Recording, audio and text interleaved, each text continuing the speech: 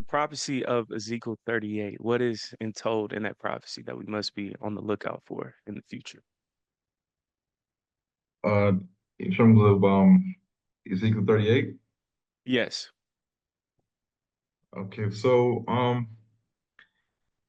in Ezekiel 38, it's talking about a future time when the other sons of Japhet, not the Greeks and not the Romans, um, the ones listed as Magog, Meshach, um, Gomer, Togarmah, Tubal, including the nations of Persia, the real Persians, not the ones we see today, and the descendants of Cush and the descendants of Put. These are two Hamitic Hamitic descendants, and it says in Ezekiel 38 that they are going to leave their land and they're going to come to the land of the Israelites, not America, the land of the Israelites. And they're going to come with all their people and they're going to cover the land like a cloud. And they're going to um, have an evil thought in their mind. They're going to wake up one day and they're going to have an evil uh, scheme, plan, device, agenda for the land of the Israelites. And they're going the Bible, it says, let us go to them that are dwelling in peace, rest, and safety, those that are dwelling with either bars or gates, who dwell in the midst of the land. So right then and there is telling you that they are going to have an evil agenda to come to the land of the Israelites, and they are going to um, come to them that are dwelling without bars nor gates, and they're dwelling in security, peace, and safety. Mm. And then it tells you what they're going to do. It says they're coming to spoil, plunder, loot, exploit the land and all that is on the land, like livestock, and all that is within the land, like mineral wealth and resources. The Bible typically uses the word silver and gold. It's not gonna tell you coltan and cobalt and iridium Mm. and iron ore and uranium and aluminum and graphite, it's diamonds. It's not gonna say that. When talking about uh, mineral wealth, they're gonna talk about silver and gold. Mm. And it even says that the other nations are going to want the things that the Israelites possess, meaning what they have acquired when they possessed the land of Canaan. When God gave them, the Israelites, the land of Canaan, they possessed the land of Canaan, and all that was in it became now theirs. So all the solar resources or potential, all the water, hydroelectric resources and potential that's in the land, like from the many rivers in the land and the torrents, the rapids, the waterfalls, even all the fish and the timber and all the animals, everything that the Israelites acquired when they became the possessors of the land of Canaan, it says that these other nations are going to want that too. Mm.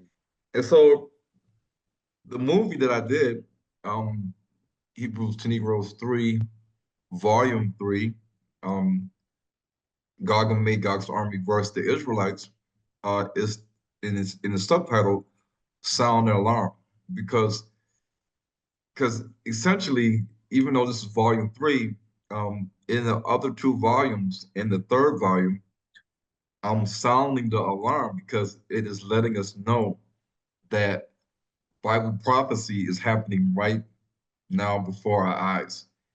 and it's not happening in modern day Israel. It's not, and I can prove it. And anybody, any Israelite camp leader, I don't care who you are, and I've said this multiple times. I've called them out for debate, um, and they have said, well, you got this guy Ron Dalton, you got people, or they might say, you got this guy here, and he's saying that the land of Canaan is in Africa and it's not in the Middle East. And they'll even interview black Jews or black Israelites in Israel, like in Dimona or just in Israel in general, and say, what do you have to say about that? People saying the true land of Israel or Canaan is it's not where you're at now. It's in sub-Saharan Africa. And they will say all this stuff like, well, Ryan, I'll debate you, but you cannot use your research. You cannot use your research, Ryan. Like everything you put in your books, in your movies, you can't use it. You just have to use the Bible. I'm like, you guys are that scared to have a discussion on where is the true land of Canaan, the land of Israel? Is it in the Middle East, or is it in sub-Saharan Africa? And I said this multiple times. I've said this to the leaders of Israel, Bishop Nathaniel, Elder Rakar, Pastor Bowie, Pastor Dow, uh, Guerrilla Hebrew, and others, Benaiah and Rabbi Quete Omar and Zion Lex and Divine Prospect. You know, I've laid it all out. The watchman and his wife, every Israelite leader. I said, listen, this is an important topic we need to talk about. We need to discuss this. And don't get scared about the word debate, because at the end of the day, a debate is a discussion about two opposing viewpoints. It's an argument on whether we believe this, we believe that. And when done in an academic setting and manner, you present your facts and evidence, and I present mine, and then we do cross examination, asking the person on the hot seat the questions. They give the answers, and then they get a chance to ask me questions. This is the same thing they do in the court of law. This is the same thing even in South Africa, and it's something that's been done for the test of time. You have a mediator or a judge or commissioner, and he sits and he listens to this person talk, and then he listens to this person talk, and then you have your opposing arguments and your questions. You know, and this is what we need right now today, because we know that the Bible is real if we believe we're Israelites and we teach out of it. So then, if the Bible is telling us that in the future that non-Greek, non-Roman, Japhetic nations are going to have their eyes and their interest solely on the land of Canaan or the land of Israel. And these nations are going to come to this land where the Israelites dwell in their land, and they're going to have an evil intention, evil agenda, scheme. And their agenda in Ezekiel 38 is to steal, to plunder, to loot, to exploit. And I don't see nowhere else that these other non-Shemitic nations are coming to a place to steal, plunder, exploit than sub-Saharan Africa. They're not going to Israel. There's nothing here. I mean, people in Israel are coming to Africa to get all the stuff. So we can't look at the world map and say, well, the Russians are the Hamites. No, the Russians are the descendants of Shem. No, the Chinese are the descendants of Shem. No, the Chinese are the descendants of Ham. No, the people in India, who are they? Are they Hamites? No. Are they the descendants of Shem? Could be, but not all of them. And when you look at today's white Arabs and white Jews, and the European Union and the West, United States of America. The United States of America is not the old Romans, meaning that the people that conquered Europe back in the 5th and 6th century AD, they conquered the Roman Empire. They conquered the Romans and the Greeks. Another nation did. Another nation came from afar and conquered these lands. Like you can call them Germanic people, barbarians, Gothics, but they came from another area beyond the Danube River, beyond the Volga River and the Don River and Ukraine and the Black Sea and the Caspian Sea, the Sea of the Khazars. They came from beyond these areas and they overthrew and conquered the Roman Empire and they adopted Christianity as their religion. They no longer were pagans like the Vikings. They're originally all these nations were pagans, and then they adopted Christianity as they started to come into these Christian lands and conquer the Christian lands. And so we have to understand that the European nations, and the United States, as well as the white Arabs and the white Jews and all these other nations like Ukraine and Russia and China, that they are not the descendants of the Greeks and Romans. But yet we see even the Pakistani, Afghanistani, they are all coming to sub-Saharan Africa to do exactly what it's saying in Ezekiel 38. And we know that the people in sub-Saharan Africa have the same Y DNA as us, E1B1A. So we can't call them Hamites if they got our same DNA because that means we are Hamites. We can't get our DNA test and it says, Iwando, Yaounde, Bokongo, Bamaleke, Tikar, Temne, Mande, Igbo, Fan, Ewe, Ashanti, Fanti, God. We can't see our DNA results and say, oh, okay, this is in West and Central Africa. And say, well, they're not us. We're not them. But you got the same DNA as them. And then say, well, these ain't the Israelites. They are the Israelites. It's more of them in sub-Saharan Africa than it is in America and the Caribbean. So there are Israelites right now in sub-Saharan Africa, a lot of them, millions of them. And in their land, like the Congo, Uganda, Burundi, Cameroon, Nigeria, Zambia, Angola, South Africa, Malawi, Kenya, all these Ghana, all these countries are filled with Israelites. And these other nations, the Chinese, they're going straight to these lands. They're not going to Morocco. They're not going to Tunisia. They're not going to Libya. They're not going to Europe to Egypt. Russia and the West and China and India, they don't care about the north part of Africa, the desert. They are coming to sub-Saharan Africa and they're getting rich. And don't think that they're paying for all this stuff. They're not going to the store and saying, let me get 15 tons of gold. Let me get 15 tons of cobalt. Let me get 15 tons of uranium and iridium. And by the way, throwing some silver and copper and iron, and lead and zinc. Mm. They're not doing that. They're not doing that. They're coming into these lands and they're walking out of these lands and they're sending this stuff by boat and by plane back to their country. And a lot of times they didn't pay for the value of what the stuff is that they're putting on the boats and ships and sending it back to their country, which equates to wealth. Mhm. Because we all know that if I dug up a ton of gold in Zimbabwe and I took it to America and I took it to the jeweler and they had a sign saying cash for gold. And I said, I got a ton of gold, sir. He said, okay. He says, let me check it out and see how pure it is. He checks it out. He says, this is pure gold, 99%. And I said, okay, how much am I gonna give for this?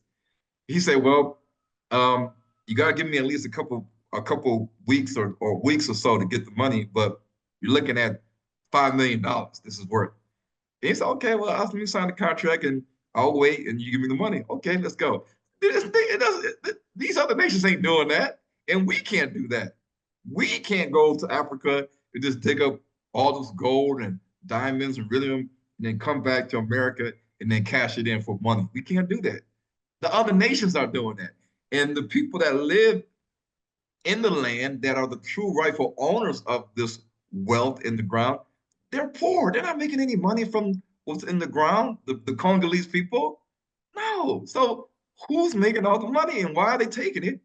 And why is it in the Bible? Yes, it is in the Bible. And that's the whole thing that I put out in the movie, because if you understand the movie and who the players are in Ezekiel 38, then you have to acknowledge that, wait a minute, this means that the land of Canaan is in sub-Saharan Africa, and these Israelites are there too.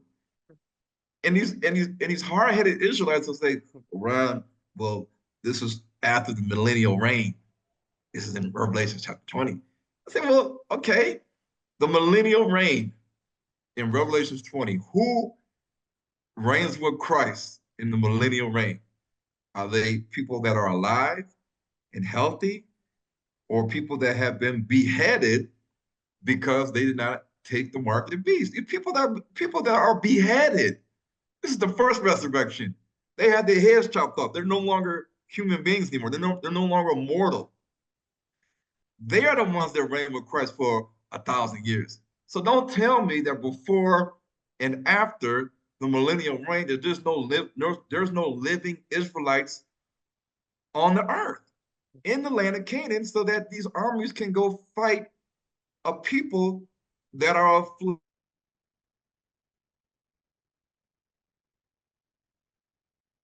that Gog and Magog is going to fight ghosts and spirits, people that have already died. It doesn't say that. So we have to stop making excuses as to why we can't accept that the true land of Israel, the land of Canaan, is not in the Middle East. It's in sub-Saharan Africa. Reality is showing us that right now. Man, Ron, hearing that, brother, instantly I think about in the Congo, right? These things that we have, iPhones, right? From all the materials that's taken out of there, those mines. In the Bible, why do you think all of this is happening in that area in the Congo right now? Because it's major, but not too many people are even talking about this right now. Well, this is the thing. The Bakongos say that their land and their capital, they called it Zita Dianza. Zita, Zita Dyanza. Zita Dianza. And it means the center of the world. Jerusalem is at the center of the world, surrounded by the nations. It says this in Ezekiel. Mhm. And to be in a land that is the center of the world, as is Jerusalem, you have to look at the scientific uh, definition of the center of the world. Well, you have to have 0 degree latitude, 0 degree longitude. The equator is a true scientific line that nobody can deny. It separates the northern hemisphere from the southern hemisphere, and it cuts through the Congo and Uganda, exactly where the fighting is happening at. And the ancient first meridian longitudinal line was cutting through Egypt, following the course of the Nile River all the way down to the border of the Congo and Uganda, where you have the mountains of the moon, or the Rwenzori Mountains at. And so in the ancient time, the Egyptians, the Pacific Islanders, the Bantu people, the Israelites, their 0 degree latitude and longitude was in Central Africa. And many of the Israelites that are in Africa now, whether they're in East Africa, South Africa, West Africa, even the Pacific Islanders, in Melanesia, the Solomon Islands, Bougainville, Papua New Guinea, Vanuatu, Cook Islands, Marshall Islands, Fiji, Samoa, Hawaii, New Zealand. They say that to get to the islands that they are at right now, that they left Central Africa. You say, well, where? Where in Central Africa? They said that the Congo, Tanzania border where Lake Tanganyika is. Well, oh, okay, Central Africa. This is what they say, and they say that they are the Israelites. People have WhatsApp me and called me from these other islands. Like, like they're like, I'm talking to people in Samoa, Australia, New Zealand, the Cook Islands, Indonesia, Melanesia, Papua New Guinea. They're actually texting me on WhatsApp. And then we're talking to each other. And they're like, yeah, we're the tribe of Benjamin, we're tribe of Judah, tribe of, these different tribes. And this is our ancient traditions and customs. And when Christianity came to our island, they told us that everything we were doing was pagan and it was wrong. And they made us adopt these Christian ways. And our ancestors told us we are the Israelites and that we left Africa and got on boats and came to the east. And I said, why'd y'all come to the east? Well, we had invasions and uh, battles with other nations in the land, and we left.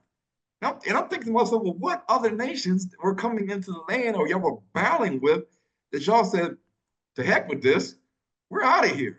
And y'all fled. They fled. They didn't flee because they just got bored. No, they fled because they were tired of the fighting and the invasions and the besieging, and they wanted to take their clans and tribes to a distant land to keep practicing the traditions and customs of the creator, of the Most High.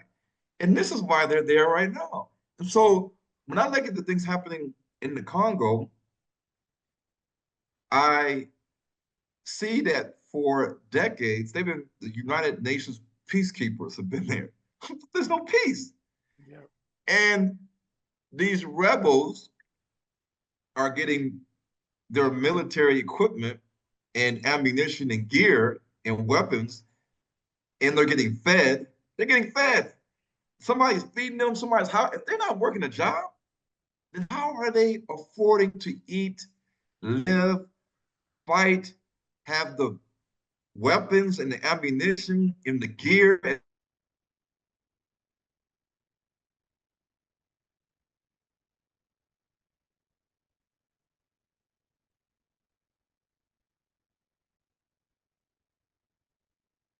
Government, Tanzanian government, and everybody else is trying to help defeat the M23 rebels and the ISIS affiliates, the ADF.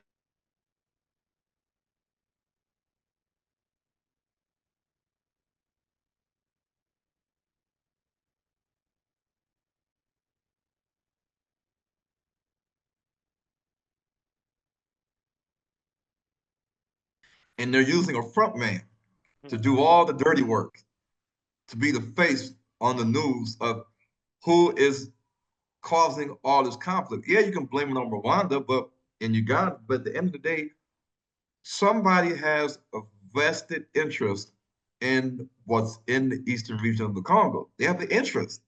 Because if it was just a barren land with nothing there, just a jungle, with animals and nothing, why would they even care? But the Congo has a spiritual significance to it. Not only does it have minerals, but there's a spiritual significance to the Congo and the land that was formerly the kingdom of the Congo.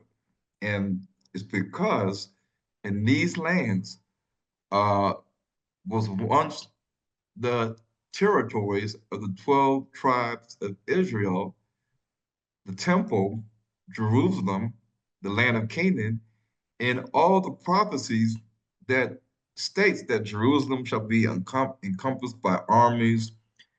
And it says that, and the people of Jerusalem shall be taken captive by the sword.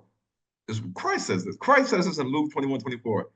And Jerusalem shall be trodden down or downtrodden of the Gentiles until the times of the Gentiles be fulfilled. If you are a downtrodden people, you are an oppressed people. Does not mean that scripture does not mean that they came and replaced all of you. No, when it says downtrodden, trodden down, it's the same word. That word, you can Google it.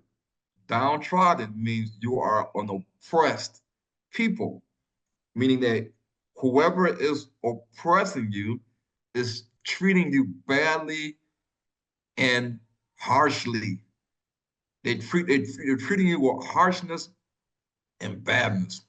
And if you know the history of the slave trades, the beginning of the slave trades in America started from the Kingdom of the Congo. Mm. They took the Portuguese took slaves from what today is called Angola, and they put them on a ship. And then while the Portuguese had these slaves on the ship, probably going to take them to South Africa or somewhere, um, a British privateer, meaning a guy that had his own ship, he intercepted the Portuguese ship, and he had permission from the Dutch. It's called a letter of marque, and it gave him permission to attack the Portuguese ship, who the Dutch didn't really like. They were trying to get hold of the Congo, and they took the privateer, the Englishman. He took the slaves off the Portuguese ship, put it on his ship called the White Lion, and the White Lion sailed these slaves from the Congo Kingdom all the way to Jamestown, Virginia, Point Comfort in 1619, just like in the movie Leave the World Behind. And that started the beginning of the transatlantic slave trade in the Americas. So the Bible, Christ even tells us that Jerusalem shall be compassed with armies, and you will be captured by the sword and led away as slaves into all nations. Christ was telling us what's going to happen, and it did happen. So nowhere in history did armies come to Jerusalem in the Middle East, and they took Israelites and put them on slave ships, and then I guess they got on the Mediterranean Sea and just rolled past the Strait of Gibraltar. No, that never happened in any of the history books.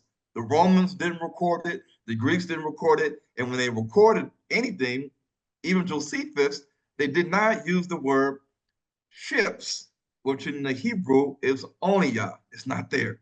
So Christ was even letting us know that, okay, if you understand your history, no ships took the Israelites from the Middle East, or let's say the Gaza Strip, because that's where the coastline is. Mhm. No ships took any of us from that area of the world.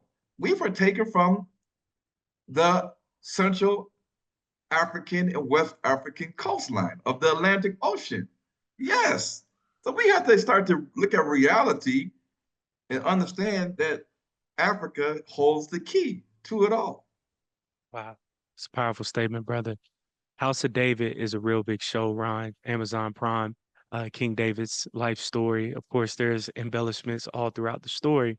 And seeing it, it made me think about you because, in your own personal opinion, expertise, research findings as well, do you think that King David was actually in the Congo and not in what we know as Israel today? Where was King David at?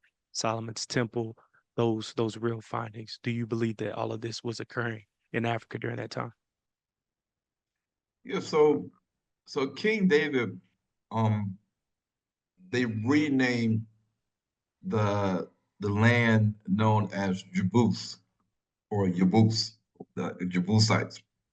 In the Bible, it's Jebusites. The Jebusites were the descendants of the Canaanites, and he renamed that land Jerusalem, or like the city of David. So we have to look at the fact that the Canaanites, and I put this in the movie, the Mhm. Canaanites were little black people, and the Arabs in the Quran and in the Hadiths, they have a history where Noah had four sons, and he had Shem, he had Japhet, he had Ham, and then he had a son named Yam, Y-A-M.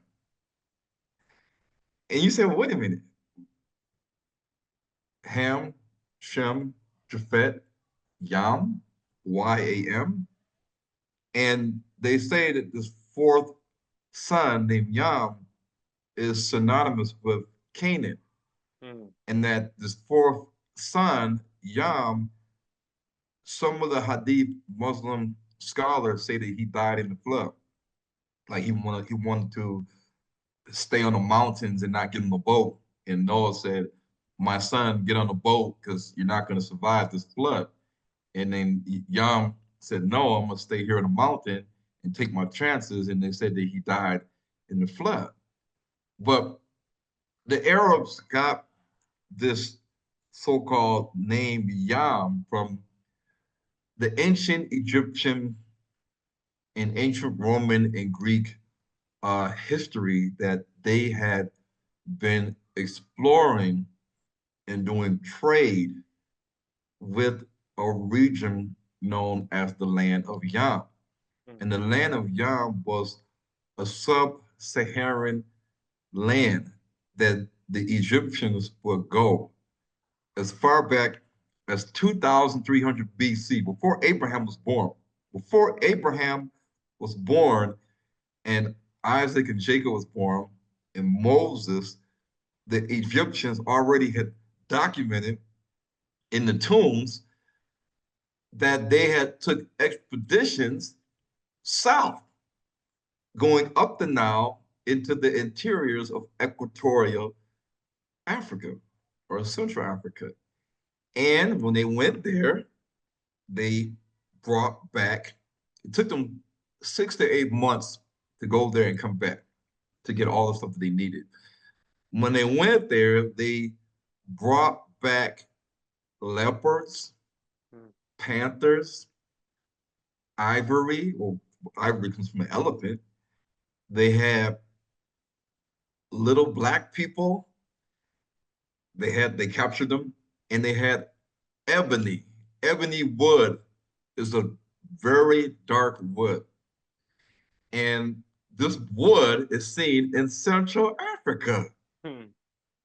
And they brought back monkeys and apes and birds that were only found in sub-Saharan Africa. In addition to that, they brought back many precious gems and minerals. And they got all this stuff, put it on a ship or a camel or whatever, and they brought it back to Egypt, including little black people. And this is in their text. And so the land of Yam, according to a lot of white historians, they will say, oh no, it's not sub-Saharan Africa. It's in Nubia. It's in Nubia. And then I seen an article by this Latino guy, and he said, "You guys, all you guys are saying the same thing, but it does not make any sense that the land of Yam is in Nubia because there's no elephants and apes, leopards, black panthers, black jaguars. None of this stuff is in Egypt or Nubia." So he said that there's something going on here where the white historians are trying to cover up the true location of the land of Yam. And he did a dissertation study on the land of Yam, the ancient land of Yam. And he did a lot of research. And I know this guy is exactly writing down exactly what the Egyptians wrote down, not what the white man was doing with his element of bias. mm, So that you would just look at it like, ah, oh, it's just Nubia. No. But when you look at these lands, David, when he was tending to the flock of his father, Jesse, he had to save a lamb or a sheep from a lion and a bear. A lion and a bear. mm. There's no lions in Israel. None. Yeah. And the animals that they eat, the lions are not predators and the king of the jungle, so they can prey on sheep and lamb and goat. God did not make the lion to be that big and to have fangs that big and claws that big and be so powerful so that they can just be preying on lamb and sheep and goats. And these things are running around in Africa like little dogs running around.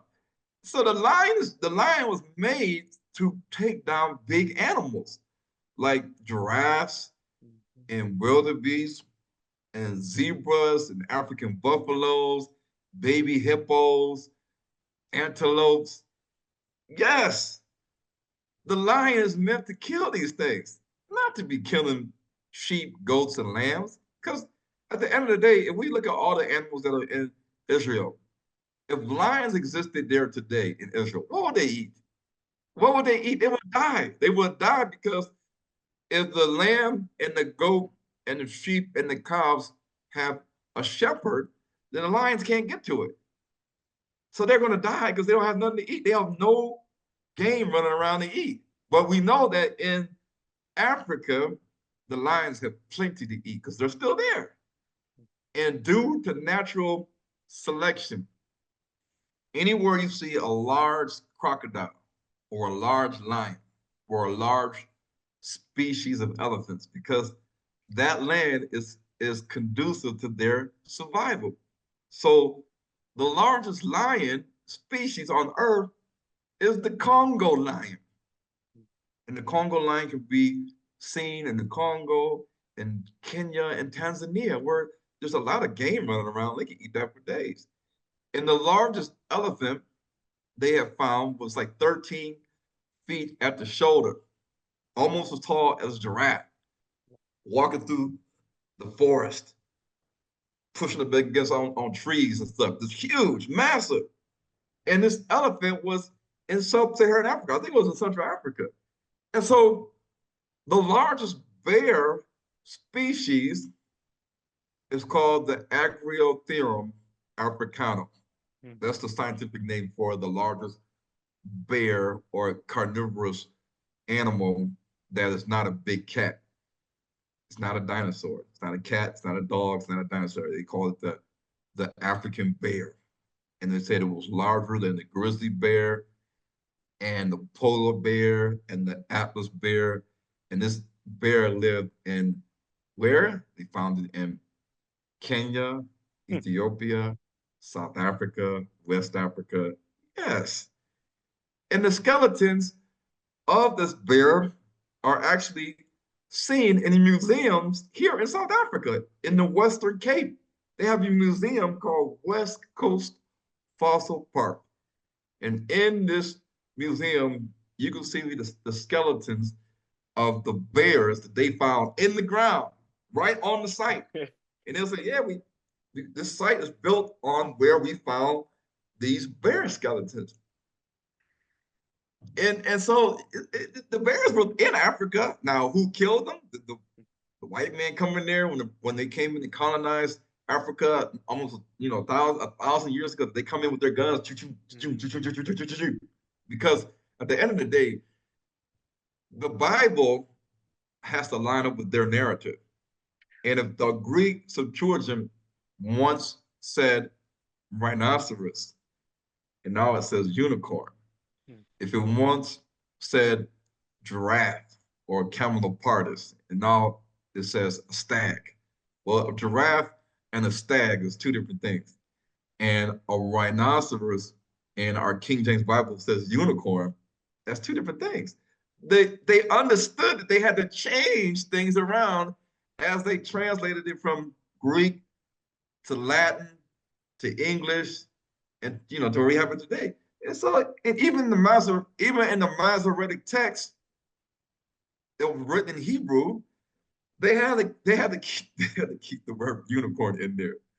They had to keep it in there because you're like, well, wait a minute, what's a unicorn? But it's in there because they don't want you to know and trace back that David lived in a land where there were bears and lions, just like Samson lived in the tribe of Dan. And it says in the tribe of Dan was mountainous. It was a mountainous land. But the tribe of Dan today in Israel is by the coastline. And by definition, any land by the coastline of Africa or Israel, like say like Accra and Cape Coast, there's not a mountainous land. It's not mountainous when you're living by the coast. But the tribe of Dan on the maps today in Israel is along the Mediterranean coastline. But the Bible says it was a mountainous land. And when Samson left to go to Timnah, where the Philistines were at, like Delilah, he went down the mountain. And when we got down to the mountain, he encountered a lion. And I'm like, wait a minute. Lions don't live along the coastline of the Mediterranean Sea. They don't live on the coastline of anywhere. They're not creatures that go to the ocean to fish. You're not going to see a lion walking along the beach. But this is what we're led to believe because we don't understand the Bible. And so we have to look at these things to understand that it's hard to accept these things. It's hard to say, well, that means that Christ was in the Congo and not Jerusalem today in the Middle East. Yeah, it does mean that. You just have to take your mind and say, it's not the place. It's not the place. Because no matter how you look at it, and a lot of these Israelites, even Yoshiyahu, he did a video. I know he's talking about me. He said, when the Israelites left the land, the animals left with them. And I said, what? I said, so when the Assyrians came and the Babylonians came and they seized the land, you mean to tell me that when the Israelites left, the elephants, the zebras, the bears, the hyena, the ostrich, the jackal, the dog, the crocodiles, the leopards, all these the rhinos, they all just said, oh, they're going. Let's go. And they all just started walking with the Israelites. They started walking, not knowing that they're leaving their habitat, going like, where are these guys going? Are they going to a desert? How do we know? How do we know if following these Israelites, they're going to lead us to the desert and we ain't gonna have nothing to eat? We're living here in this land, eating and surviving, but when the Israelites are invaded by these other nations, then somehow, some way, these Israelites tell us that when the land is cursed or when the Israelites were invaded, that the animals left with them. So then I say, well, then where did Mount Zion go? Because Mount Zion in Israel is not a mountain, it's just a place. You can't go today to Mount Zion and you're in Jerusalem and you say, man, Ezekiel 20 verse 40 says a high mountain. It says Mount Zion is a high mountain. And you say, I'm looking everywhere for Mount Zion and I just don't see it. The Jews are going to say, well, no, because Mount Zion is it's not a mountain. It's not a high mountain. I know what your Bible says in Ezekiel 20, verse 40. But here, let's go. Let's walk. And they're going to walk you. They're going to say, okay, this is Mount Zion. You're like, what? Like, this is Mount Zion. We just walked a couple steps, a couple feet, meters, and now we're in Mount Zion. Yeah, it's Mount Zion right here. Nah, this is not what the Bible says. So we have to start getting out of this thing. And this is what I be teaching all the time and screaming to the top of my lungs on YouTube and Instagram and TikTok and the H2N TV, but they shadow ban me so much that a lot of the Israelites that are following all these organizations and assemblies, they don't when they hear this kind of stuff, they're like, nah, this is crazy. Ron's crazy. But if I'm crazy, then let's have a discussion. Let's have a debate. But they won't do that. They will not do that. Ron, man, this was a powerful discussion. I probably only got two more questions for you. Black to Africa, you had a great recent interview on there. I was fascinated, great conversation. And one thing that you put me on game to was Moses Magnum, I believe, when you were talking about the comic books, breaking that down. I'm like, man, we are seeing this in real time today. We have Black people here from America who feel like we should stay put. And then we have some who are planning on going back to Africa, whether that's moving to Ghana, South Africa, in East Africa, even. What do you think our people should do right now? Should we start to move back to Africa or should we stay in America? Biblically, what should we do, in your opinion? Um, I think that we need I think honestly we need a leader. We need somebody that's gonna issue a call to action and let the people know that this is the time we're living in now, and the Most High gave us the signs. Uh, Christ said in Luke 21, he said, you're going to see wars and rumors of wars. He said, you're going to see famines and pestilences Mm, and earthquakes in different places. Famines, meaning starvation, earthquakes, pestilences like COVID in different places. He says you're going to see sights from the heavens and the sky. It's going to cause you to have fear. It says fearful sights in the sky and the heavens. It says this. It says the sea and the waves roaring. It says all these things are going to have to come. mm, And we look at today, and even at the end of that chapter, he says that people are going to be worrying about what they're going to eat for lunch and dinner, aka surfeiting. They're going to be carried away with the cares of this life, paying bills, running on the hamster wheel, the 9 to 5, paying attention, having itchy ears to the news and social media, Instagram, TikTok, Facebook, Twitter, and they're not gonna know when the time comes and they're gonna be taken away. They're gonna die. They're gonna be destroyed. And the Most High, Christ says in Luke, the end of Luke 21, he says, pray ye always, that ye may be counted worthy to escape all the things that are coming upon the earth that I just told you. And Christ told us in Revelation 18, because this is the revelation of Jesus Christ or Yahusha to John, that Babylon is going to fall. And if you do not flee Babylon, you will partake in her sins and the judgment that's coming for her. And it says in the book of Revelations 18 that there's going to be famine in Babylon, meaning starvation. And Babylon is going to be destroyed with fire. And people are going to look from afar. The kings of the earth are going to look from afar and see the smoke burning like a furnace from her being on fire. And they're going to say, oh man, no longer can we make money and sell our merchandise to her and receive the merchandise from her.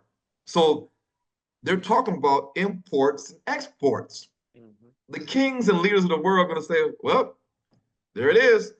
No longer can we receive exports from America, and no longer can we send our exports into America.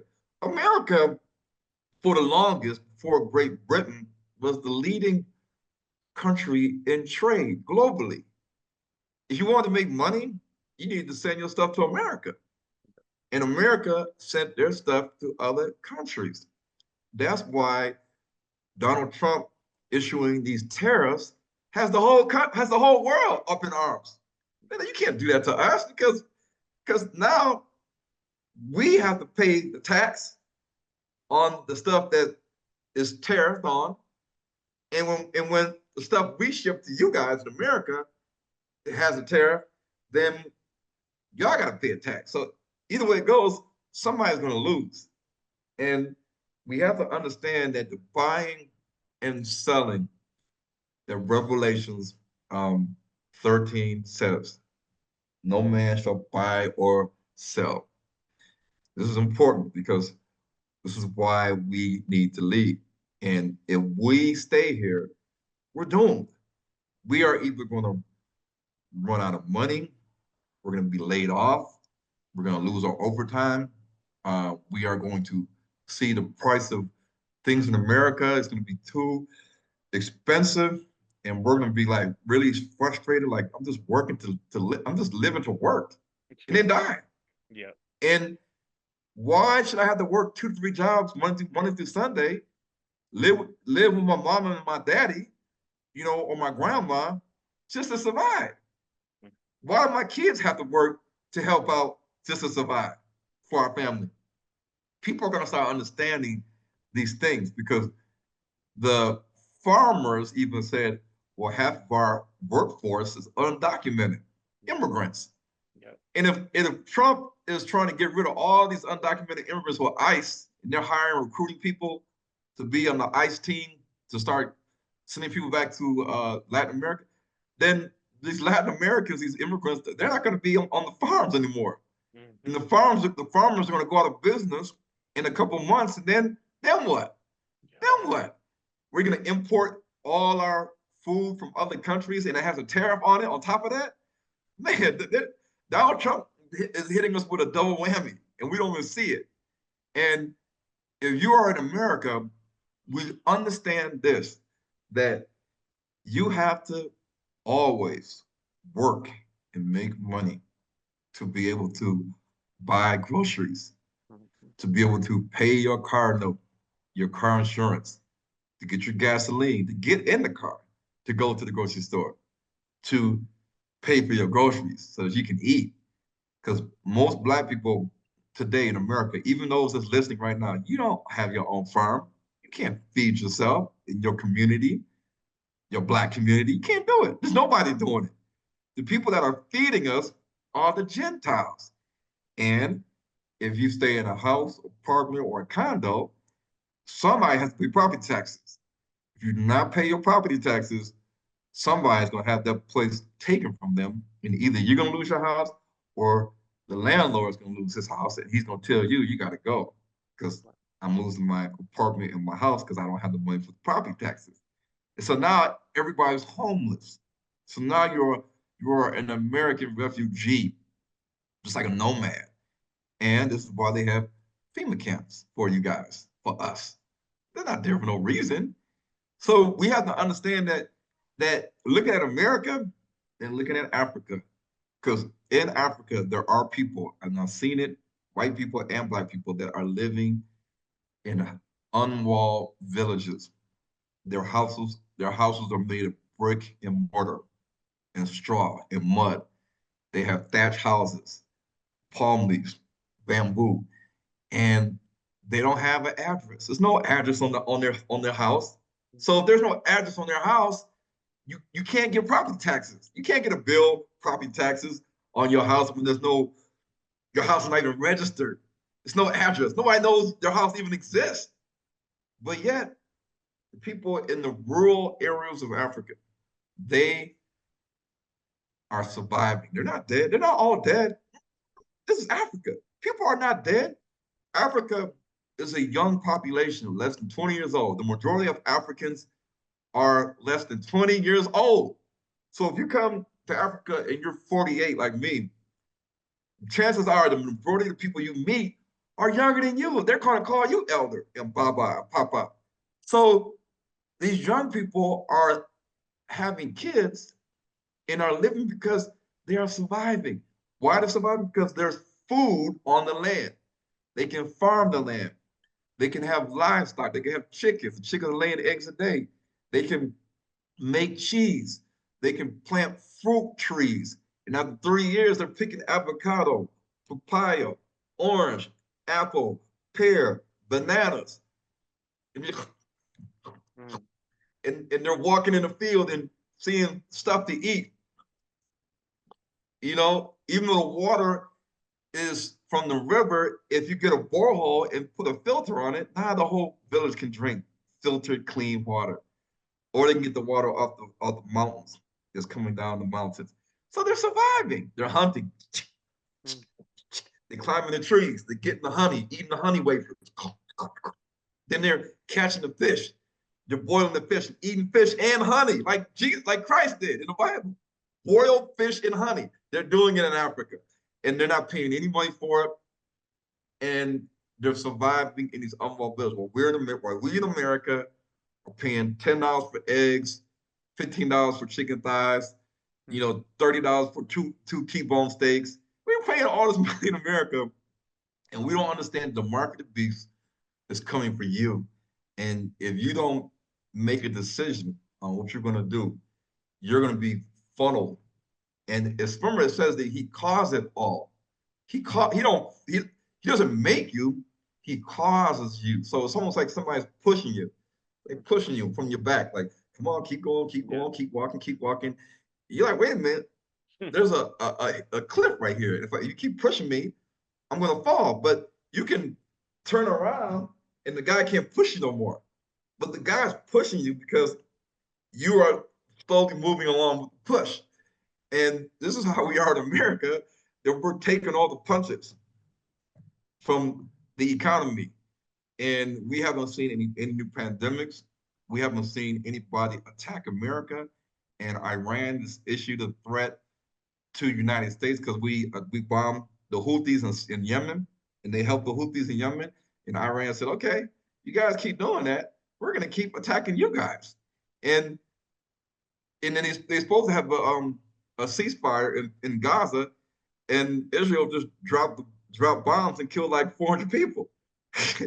It's like crazy going. It's like what is going on here? And so we cannot expect that Babylon is not going to receive her judgment and plagues because it's coming. And I don't care what any Israelites say, Babylon is not everywhere. Everywhere is not going to be on fire like smoke. Everywhere is not going to have famine. Everywhere does not have a great city. Everywhere is not Babylon. It's not, you can't say, well, Ghana's Babylon, Nigeria's Babylon, Congo's Babylon, South Africa's Babylon, Iraq is Babylon. Get out of here with that stuff. Everywhere's Babylon. Babylon's a system. So if Babylon is a system like the Matrix or the World Wide Web or the payment gateway system, Visa, MasterCard, Discovery, PayPal, Venmo, Zelle, how can the Most High destroy by fire the system? And how can the system go through famines if it's a system? What system are you talking about? A system. So people are just talking this stuff and not using their brain. And this is the reason why I have, the two groups I have in South Africa and in Botswana. Because really, at the end of the day, we got to start forming communities. If we don't form self-sustainable, off-the-grid communities in Africa, meaning number one, we need to get land, whether you buy it or lease it, or you're gifted the land, you have to start with the land. This our land. We inherited the land. The Most High gave us the land. We just were separated 400 years ago. It's still our land. We can come back and take part in the inheritance that says that I'm going to bring you out of the heathens and bring you into your own land. This is what Ezekiel 37, the dry bones prophecy, even says. It says, I'm going to take you out from amongst the heathen and bring you into your own land. It says this in Ezekiel 38. America is not our land. So either you're going to wait and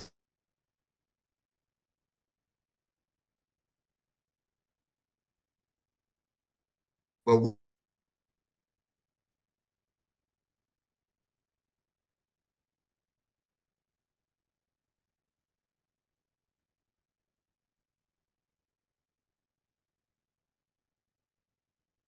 you in your own land and all this stuff. When the Most High said this to Moses,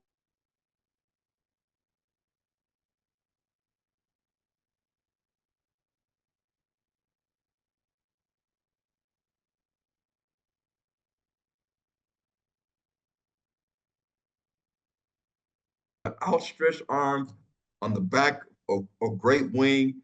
And Moses and the Israelites, they didn't sit back. They didn't sit back and just relax and look at their clock and say, man, it's been a month. The Most High ain't did nothing. It's been a year. The Most High ain't did nothing. It's been 2 years. We're still under captivity. The Most High said he's going to do it. Israelites, don't worry. He said he's going to do it. This wait.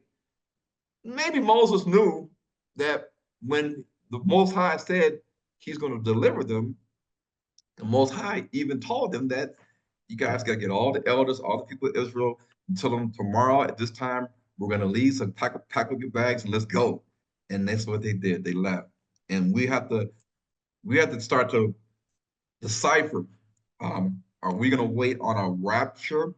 We're going to be caught up in the twinkling of an eye and raised up out of the ceiling into the heavens, like like these movies, or is the Most High gonna send a giant hand out of the sky and scoop us up? Is a UFO ship gonna start hovering over American cities and start zapping up Israelites? I keep all the commandments. I'm an Israelite. Come take me. No, it's these things. We got to start using our brain, and that's why I think that right now we should be planning and preparing. Because if we don't, I mean, you and me know when I was in America, I got fired, I got laid off. And when you have kids and a wife to take care of, and you're working a full-time job at UPS or at a plant at Chrysler, Ford, GM, you're working at the hospital, and your boss says, we're gonna have a meeting later on today. You available after lunch? You say, yeah. What you want to talk about? I just want to meet you, have a talk with you after lunch. You can do your lunch. Just come to my office. And you're like, man, this is crazy. You tell your coworkers, I can't help it right now. The boss said he wants to meet me after lunch. They're looking like, oh. And you go sit down, close the door around Dalton, close it down, sit down. He said, hey, what's up, boss? What's going on? You're all work, you're just nervous. And the boss says, well, you were late a couple of times last month, and somebody complained and said you did this, and we noticed that you were on your phone one day, and somebody caught you and did this, and we're moving in another direction, and we're gonna have to let you go. Your last day is the end of the month. That's happened to me. That's happened to me and a lot of Black people. And you go home, tell your wife, and you got kids to feed. I lost my job. And your wife says, "What you gonna do? What you gonna do, huh? We got 8 kids." I don't know. Well, what about our medical, dental, and vision? That's going to be terminated at the end of the month. Do we got any PTO time? No, they're not doing that. Any vacation? No, they're not doing that. What you going to do? I guess I got to look for a job. In the meantime, how are we going to make money? I don't know. So these are the things that Black people are gonna face in the future. All I can say is that I don't like feeling insecure about my future. And if my future is dependent on always working a job, getting a paycheck, 2 weeks, checking my bank account, see if it hit on Friday morning. No. So I can go to the grocery store and make sure I ration that money to keep going to the next pay period. Because when I run out of money, I can't go to the grocery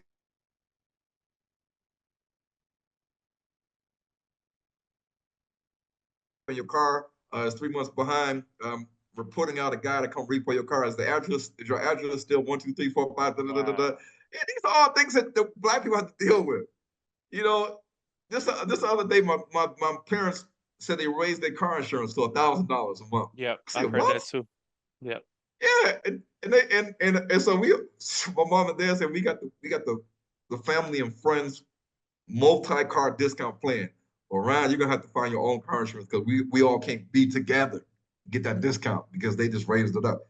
I said, okay, all right, that's fine. So I called Progressive to get a new policy on one car. They asked me a million questions. A million questions. Well, we don't need your social security number to find out your credit score, but it's optional. You don't have to do it, but we can find it out in other ways. They always tell you that things are optional, but ultimately they know how to get the stuff. They tell you their quotes, 6 months, 1 year policy, da da da da da. You're gonna have to pay to play in America, and we are getting tapped out. I mean, I know a lot of Israelites that are laid off, unemployed, living with their sister, living with their mama, living with their daddy, living in the basement, living in a trailer, living in a car, living in a van, living in a shelter, driving Uber at night, working Amazon in the day. Wife done cheated on him because he's working all the time. So now he ain't got a wife. He can't see his kids. He's working two jobs day and night just to survive. Yeah, this is America. We have to come together. We have to get out of comfort zone. We have to understand that the Most High, He didn't say He was going to forsake us or leave us, but He did say that the land of Canaan was going to take care of us, was going to nourish us. And He didn't say we were going to have Netflix and Amazon Prime Video Direct and all this stuff. He didn't say we were going to have all these things we have now, but He did warn us what's coming to the world and America and how in our land we can survive. And we need to think about that because this is reality. This is reality. And I'm sorry to break it harshly like this, but this is the reason why there's increase in violence amongst Black people, especially young Black people. Um, and this is the reason why more and more of us are succumbing to the effects of socioeconomic factors that are causing us to drink all the time, to smoke all the time, to use promethazine, cough syrup, to use prescription narcotics and anti-anxiety medication, sleep medications, Viagra. We're using everything under the sun, antidepressants, antipsychotics. You're having a psychiatric breakdown. You're hearing things now.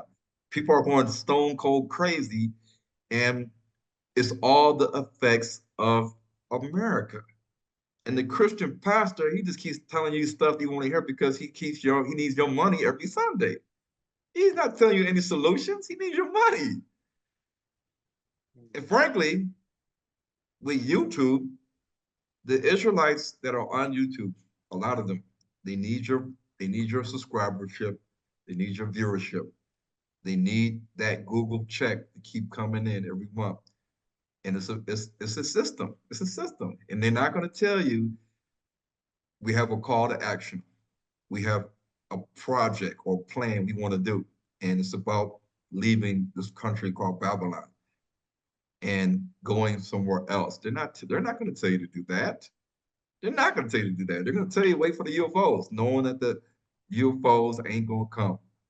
And as long as you keep listening to our videos, subscribing, liking, paying the dues, taking the classes, sending money to the generals and the bishops and the priests and the captains and the prophets, then you're okay. You're in good standing with our camp. As long as you keep paying your money for the feast days and coming to the Passover and Shavuot, Sukkot, wearing your fringes, getting your hair done up, getting a staff, getting everything looking nice and clean.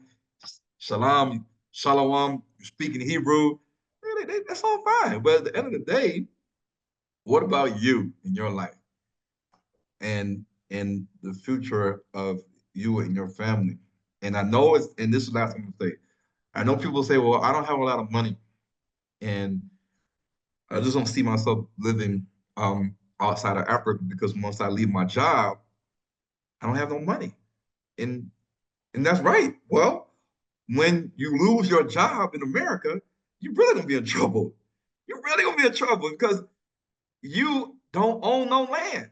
You can't just say I'm having a hard time in the city. I'm going back to my ancestral traditional land where my forefathers and family have all these acres of land. You can't do what the people, the Zulus and the Kosa, the Congos and the Igbos, when they have problems in the city, they go back to the village. When they lose their job in the city, they can't make it in the city, they just go back to the village because the village, everything's free. You got a roof over your head, you got chickens and you got farm, you got all this stuff. Yeah, you may not like it, but you can survive. But in America, we don't have anything.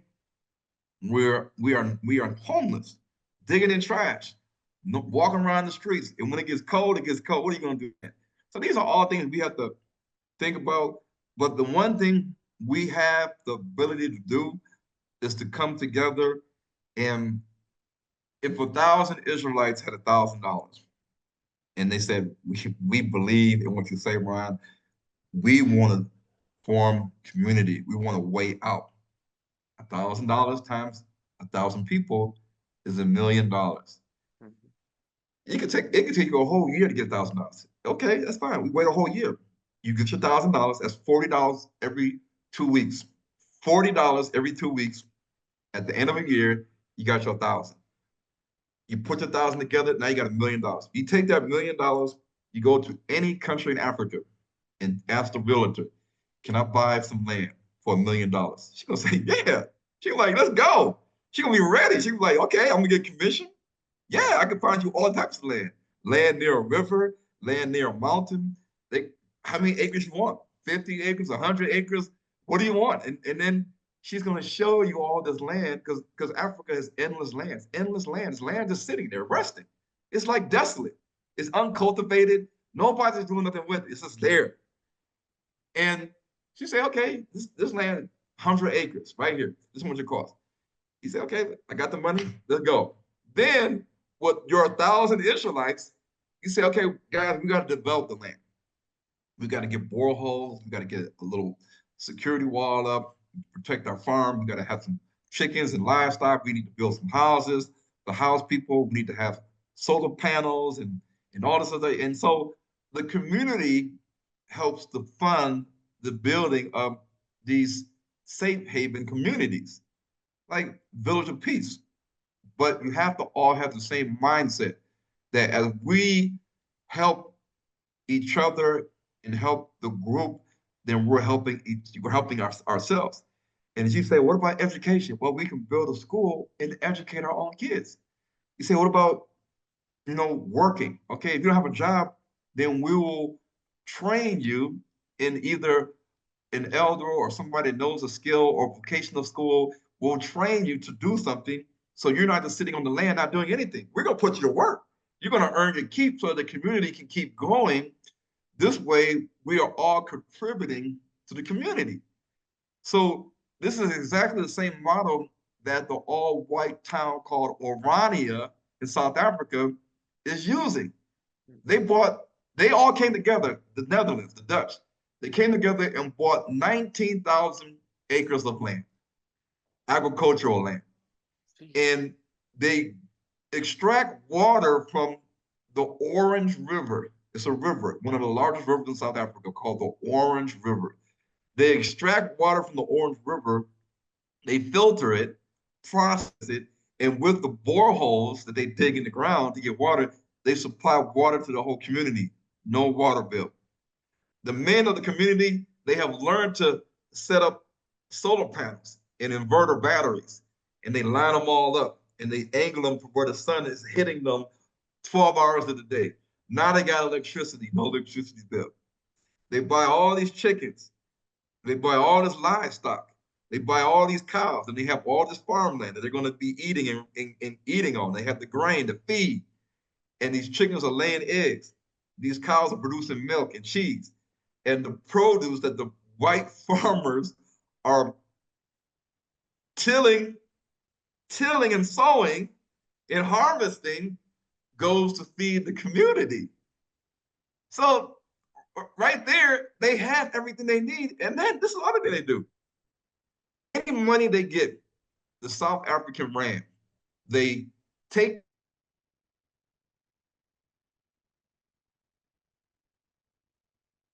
out. So that all their money they collect, the rand, they put it into a bank account and it sits in an interest bearing account where it accrues interest. Mhm. And then they give the residents their currency. They say, "Here's our currency called the Aura." It's their own paper currency. It's called the Aura, ORA. And we're going to use this currency in our community. And it's backed by the South African Rand currency that's in the bank accruing interest. Yeah. And they're living, they're not dependent on the municipality for water, electricity, trash, sewage, food. They're doing it all on their own. White people in Africa. You mean to tell me we can't do the same thing? We all come together? We can, but we need direction and we need a leader and leadership that is putting forth the call to action. This is what I'm doing in Africa. Wow. Wow. Ron, man, thank you so much, brother. Very last question. On the way out, what would you like for viewers to gain from watching Hebrews to Negroes Volume 3? What do you want for them to get from this project? Um, that is time to sound the alarm. It's time Mm, to blow the shofar, because the shofar is not just for celebration. It's for times when we are under attack. We are in mhm, trouble. We need to gather together and say, the storm is coming. These guys are coming. We need to get ready, get prepared. And we will only understand why we need to come together and be prepared if we understand who we are and who these other nations are. Hence the reason why the movie is about Gog and Magog's army versus the Israelites. Because in Ezekiel 38, it does say, all that are assembled unto thee, be thou prepared and prepare thyself unto thee. It says this in Ezekiel 38. So even in Ezekiel 38, it tells us to prepare ourselves and be on guard for what? What, Yah? And Yah says, because in the latter days, these nations are going to come to your land, the land of Canaan, and they're coming to steal, to plunder, to loot, to exploit the land I gave you. That has everything mhm, on it for you guys to survive, to you guys to survive. They're gonna come. Well, who are these people? Who are these people? Yeah, who are they? It's the Russians, the Chinese, the East Indians, the Europeans, the United States of America. It's the Arabs and the Jews. You know, the UAE, Dubai, Saudi Arabia, all these nationals that are walking around all white. They got their dinar. The dinar is worth more than the dollar. The dinar is worth way more than the dollar. So imagine if they come to South Africa and they use their dinar, which is worth more than our dollar, and they want to buy land and start businesses. They walk around like sheiks with their little thing around their head, the white, mm, and just walking around with the sandals. Man, these guys are, they know exactly what the plan is. The plan is food security, yeah, because you can have all the money in the world, but if you don't have the food and water, it's pointless. But they do need money until the currency system collapses. Hence the reason why they get all the gold, all the silver, all the diamonds, all the cobalt, coltan, iridium, uranium. They get all of it from Africa and they take it back to the countries, and they are even more wealthier than what they already are. And and we have to understand that it's not about the money in the long run. It's about surviving, because in America, we are tired of surviving.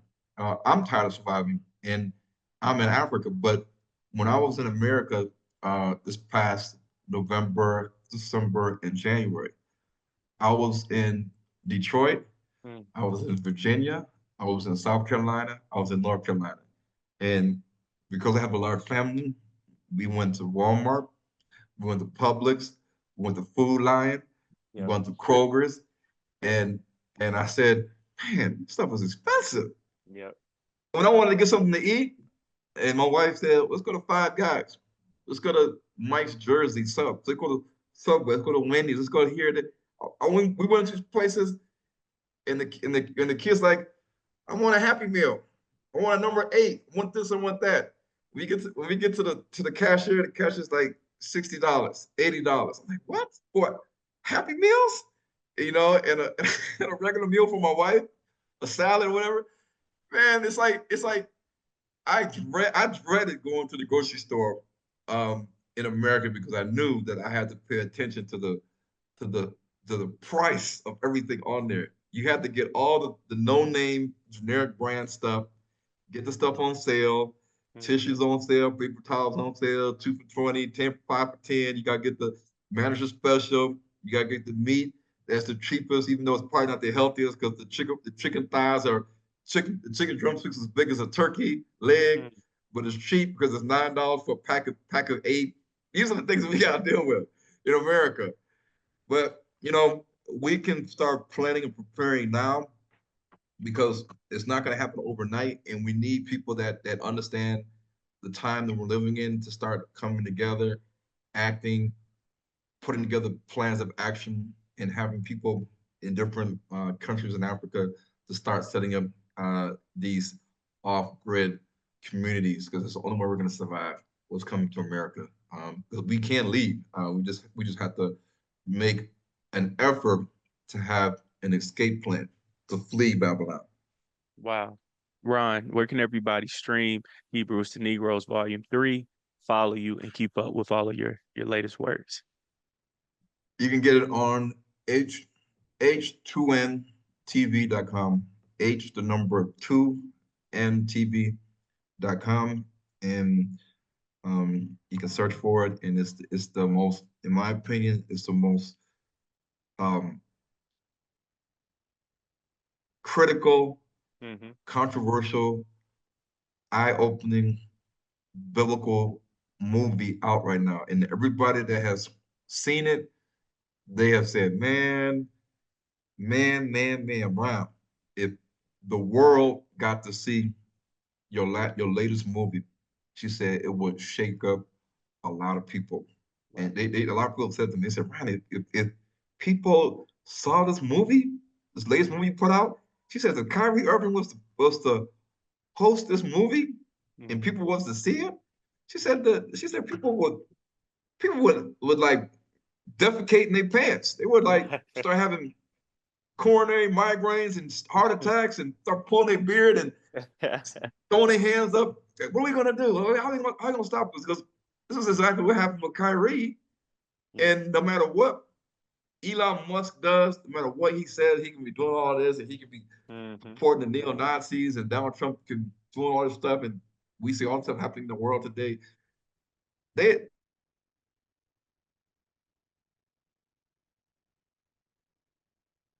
simply waking up people with a movie that they had not expected to ever get the light of day, but it did. And when it did, they were like, "What? What? We got to stop this." Yeah. And fortunately, to this day, Kanye and all these other rappers and they so-called woke, they ain't gonna do nothing. They're just gonna go back and keep making music, and not trying to wake up our people to the truth because the truth really is what can set us free. But many of us are more concerned about our money and the Hmm. Gentiles paying our paycheck every week, every 2 weeks, every month, than actually liberating our people. Sheesh. Ron, thank you, man, for all of your efforts, everything that you do for our people worldwide, our community, everything, man. So I support you, brother. Keep up all the great work. I appreciate you for your time. And as you know, you are always welcome back anytime on the platform. So keep up all the great work all the way in South Africa, brother. I salute you. All right, thank you, no problem. All right, I'll Ron. be Hey, on the you take show. it easy, brother. Peace. All right, peace.